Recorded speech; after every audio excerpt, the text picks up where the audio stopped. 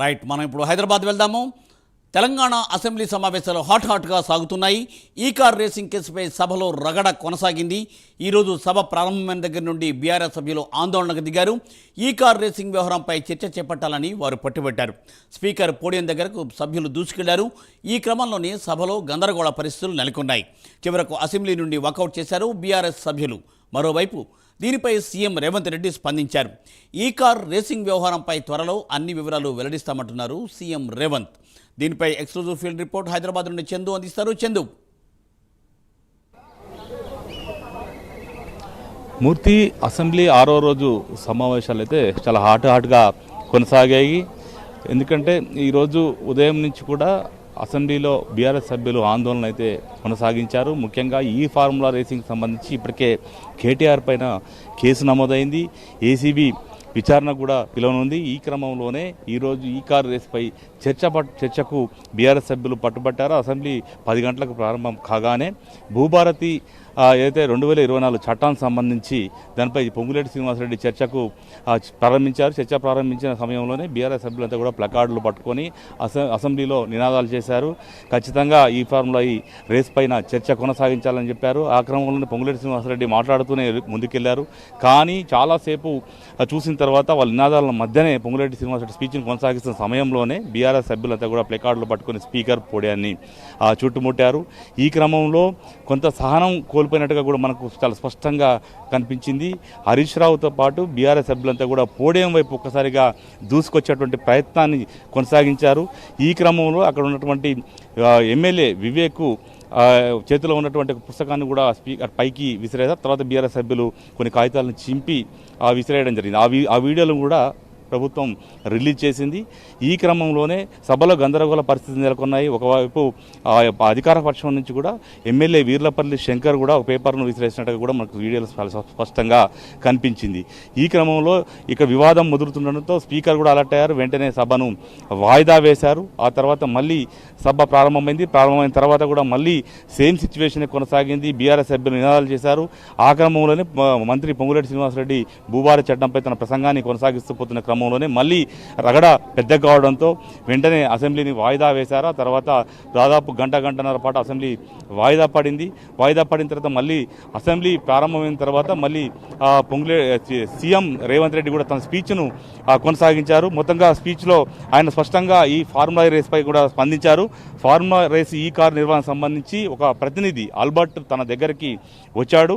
గతంలో కేటీఆర్తో ఒప్పందం చేసుకున్నాం కాబట్టి మీరు కూడా ఫార్ములా ఈ రేసును కొనసాగించాలని కోరారు. అఫీషియల్గా నా ఇంటికి వస్తే నేను అపాయింట్మెంట్ ఇచ్చాను. ఏం జరిగిందో తెలుసుకోవడానికి కూడా నేను అపాయింట్మెంట్ ఇవ్వవద్దా అంటూ కూడా ఆయన ప్రశ్నించారు. కేటీఆర్తో జరిగిన లోపాయకారి ఒప్పందాలు ఏవైతే ఉన్నాయో అవన్నీ కూడా నాకు అతన్ని వివరించారు. ఎఫ్ఈఓ ప్రతినిధి చెప్పిన తర్వాత అవినీతి జరిగిందని కూడా తాను తెలుసుకున్నానని కూడా రేవంత్ రెడ్డి చెప్పడం జరిగింది. తన దగ్గరే హోంశాఖ అదేవిధంగా మున్సిపల్ శాఖ ఉంది కాబట్టి అసెంబ్లీలో ఏమైనా మాట్లాడితే విచారణపై ప్రభావం పడుతుంది కాబట్టి ఖచ్చితంగా త్వరలోనే దీనికి సంబంధించినటువంటి అన్ని విషయాలు కూడా బయట పెడతానని కూడా ముఖ్యమంత్రి చెప్పారు. ఇప్పటికే ఏసీబీ కేసు నమోదు చేసింది కాబట్టి ఎక్కువగా తాను మాట్లాడను అంటూ కూడా రేవంత్ రెడ్డి చెప్పడం జరిగింది. మరోవైపు ఈ ఫార్ములా రేస్ సంబంధించి గతంలో ఎప్పుడు కూడా కేటీఆర్ దీని గురించి మాట్లాడలేదు. కాంగ్రెస్ అధికారం వచ్చాక 4వసారి అసెంబ్లీ సమావేశాలు జరుగుతూ ఉన్నాయి కానీ ఎప్పుడు ఇలా దీనిపై చర్చ కావాలని కూడా చర్చ పెట్టలేదు. కానీ ఇప్పుడు కావాలని చేస్తున్నా ఎంత దురహంకారంతో బీఆర్ఎస్ సభ్యులు వ్యవహరిస్తున్నారంటూ కూడా ఆయన ధ్వజం ఎత్తారు. మొత్తంగా చూస్తున్నట్టయితే ఈ ఫార్ములా సంబంధించి 600 కోట్ల రూపాయలు ఈ కార్ రేస్ కంపెనీతో ఒప్పందం చేసుకున్నారని కూడా ముఖ్యమంత్రి చెప్పడం జరిగింది. అదేవిధంగా హెచ్ఎండిఏ నుంచి ఎన్నికల కోడ్ అమల్లో ఉన్నప్పుడు డబ్బులు ట్రాన్స్ఫర్ చేశారు. ఇదంతా కూడా చాలా నేరం. ఖచ్చితంగా ఆయన మంత్రిగా ఎలా ఈ ఫండ్స్ రిలీజ్ చేయమని చెప్తారు. అది విదేశీ ఇతర దేశాలకు సంబంధించిన వ్యవహారం కాబట్టి ఖచ్చితంగా ఇది నేరపూరితమే. ఇక త్వరలోనే అన్ని నిజాలు కూడా బయటికి వస్తాయని చెప్పి కూడా ముఖ్యమంత్రి చాలా క్లియర్ కట్గా చెప్పారు. ప్రస్తుతం అయితే ఈ అంశం అయితే కోర్టులో కొనసాగుతుంది. ఇప్పుడు కేటీఆర్ పిటిషన్ కూడా కోర్టులో వేశారు కాబట్టి ఇది కొనసాగుతుంది. కానీ ఫార్ములా ఈ రేస్ అంశంపై మాత్రం ప్రభుత్వం చాలా సీరియస్గా తీసుకుంది. ఎందుకంటే 55 కోట్లు అవినీతి కాదు, ఇందులో పెద్ద ఎత్తున చేతులు మారాయి అనేటువంటి అంశాన్ని కూడా తీసుకొచ్చే ప్రయత్నం అయితే కొనసాగిస్తున్నారు.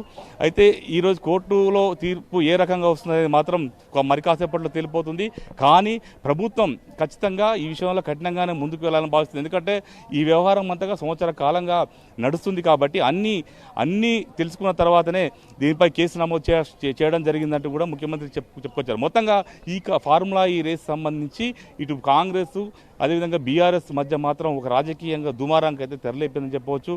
ఎందుకంటే గతంలో కాంగ్రెస్ అధికారంలో ఉన్నప్పుడు కాంగ్రెస్ ప్రతిపక్షంలో ఉన్నప్పుడు బీఆర్ఎస్ పార్టీ కూడా అప్పుడు ఉన్నటువంటి ఏదైతే కీలక నేతలు రేవంత్ రెడ్డి కావచ్చు మరికొంతమంది నేతలపై కూడా ఇలానే కేసులు పెట్టింది. ఈ క్రమంలో మళ్ళీ కాంగ్రెస్ ప్రభుత్వం కూడా అధికారంలోకి వచ్చిన తర్వాత అప్పుడు జరిగినటువంటి కార్యక్రమాలన్నింటిపైన కూడా విచారణకు ఆదేశిస్తున్న పరిస్థితి కనిపిస్తుంది. ఇప్పటికే ఔటర్ రింగ్ రోడ్ టోల్ టెండర్లకు సంబంధించిన దానిపైన కూడా ఖచ్చితంగా విచారణ చేపిస్తామని కూడా ముఖ్యమంత్రి రేవంత్ రెడ్డి చెప్పుకొచ్చారు.